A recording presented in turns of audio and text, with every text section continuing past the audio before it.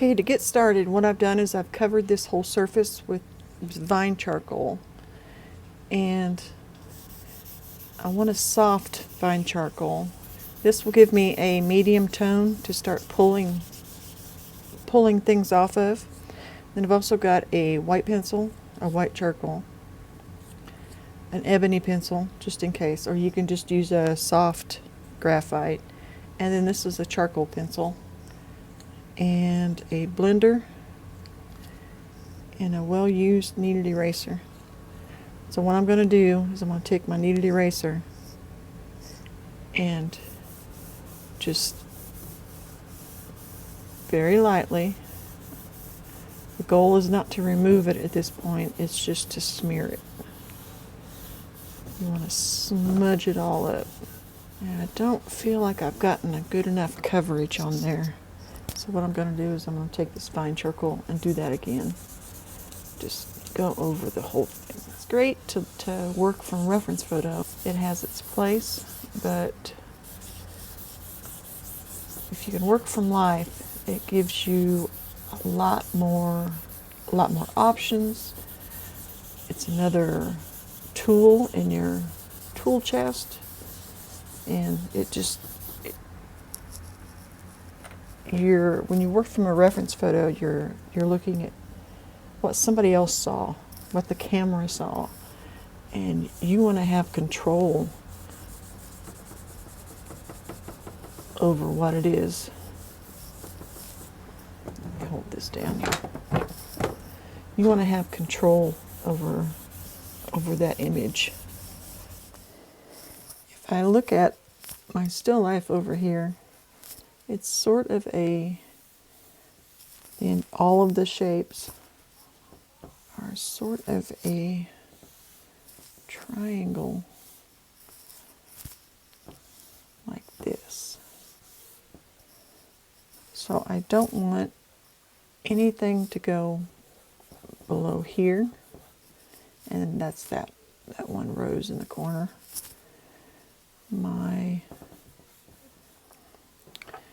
In order for this to be right, this corner of the jar is going to have to be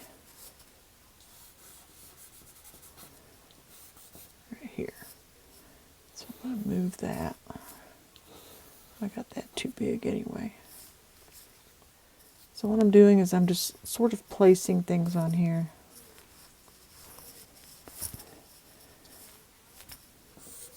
And when I'm looking, I'm noticing that this side of that jar, it's actually lighter here than it is here.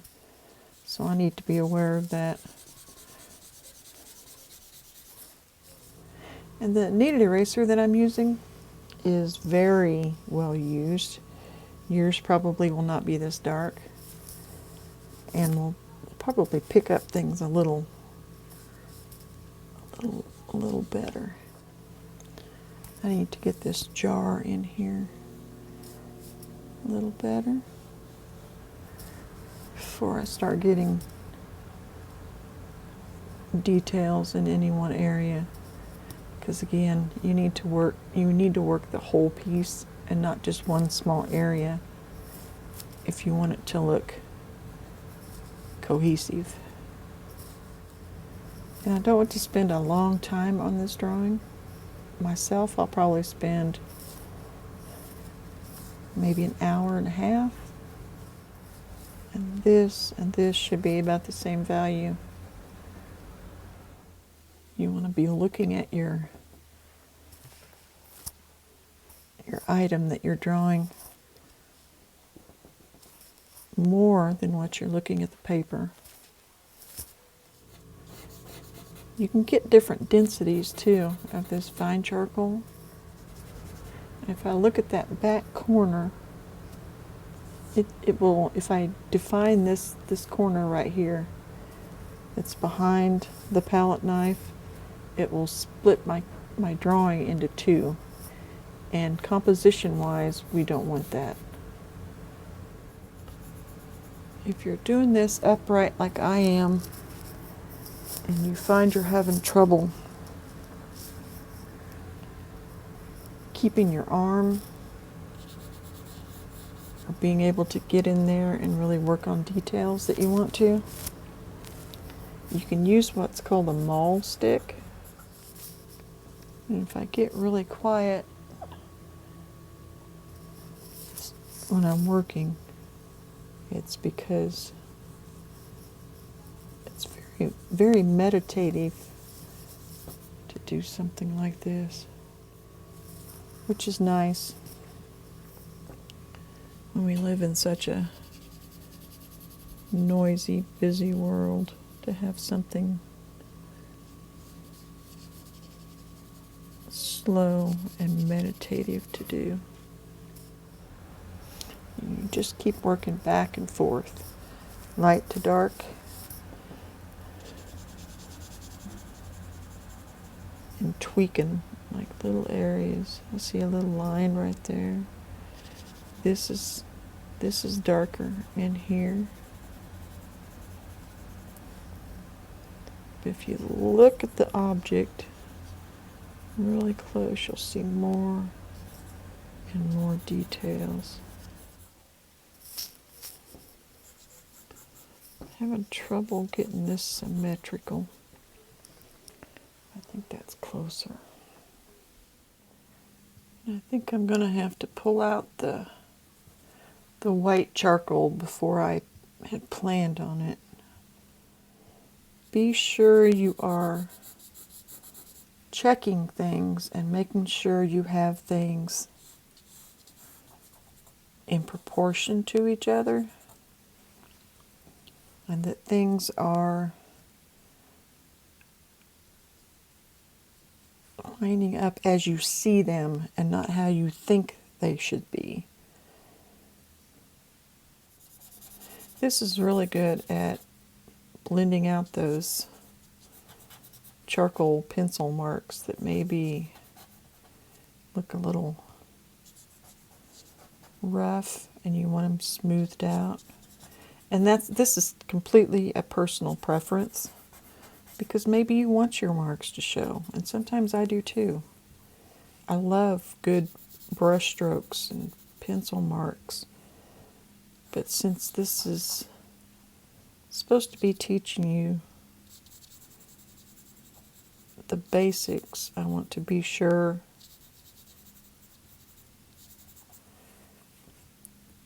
and show you where to start. I still have my vine charcoal here too, that I can go in.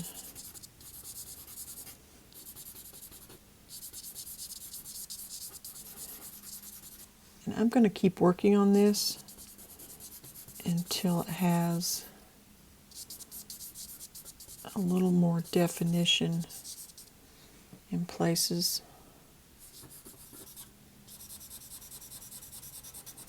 That shadow, you'll notice on most shadows, you'll notice on this shadow that it comes out and just sort of fades out into they blend into each other. At this top, it just sort of dissipates. Well, before I do that, I'm going to smooth out some of this background so it's more like one surface instead of having so many irregularities in it. I use my phone a lot to do this, to check things, because I've had too many times where I've done something, thought I was completely finished, took a photo, posted it online, and then I saw the photo and I'm like, ugh, why didn't I see that?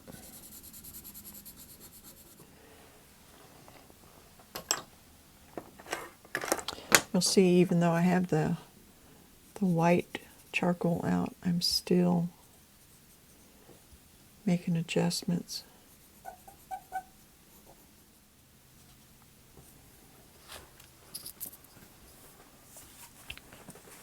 You can take this just as far as you want to.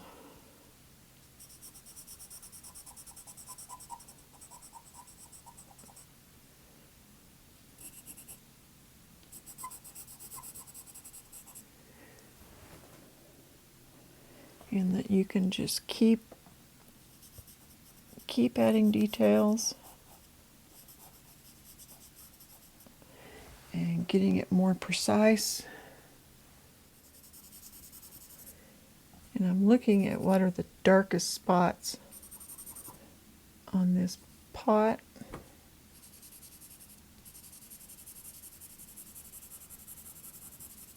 And it's this back here.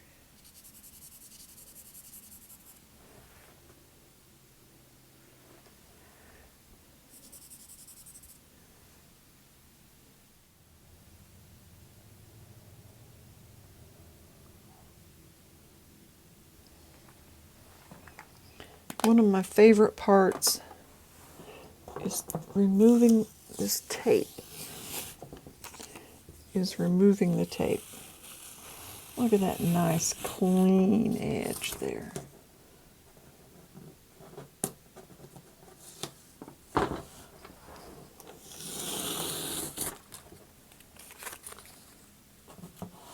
And that really shows you the white